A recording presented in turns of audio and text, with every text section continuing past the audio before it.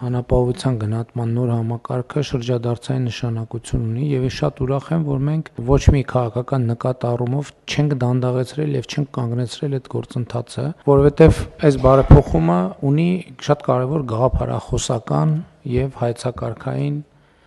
նշանակություն։ Մենք պետք է ընդհանրապես համաձայնության հասնենք Հայաստանի Հանրապետությունում կյանքի միջին վիճակագրական մոդելի հետ։ Կրթություն, աշխատանք, բարեկեցություն։ Սա է այն առանցքը, որի շուրջ պետք է ցանկացած մարդու կյանքը կառուցվի, որովհետև բազմաթիվ հանգամանքների բերումով երբեմն ընկալումները այս առանցքից էականորեն շեղված են։ Եվ մենք պետք է հստակ այս ուղերձը տանք, որ այս կյանքի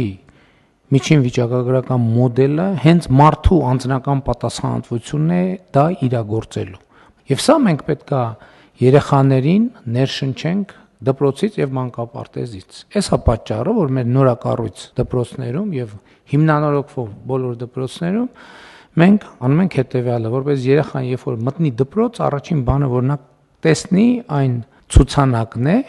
որի վրա գրած է. լավ սովորիր, որ լավ ապրես։ Երեխան պետք է հստակ հասկանա իր սովորելու որակի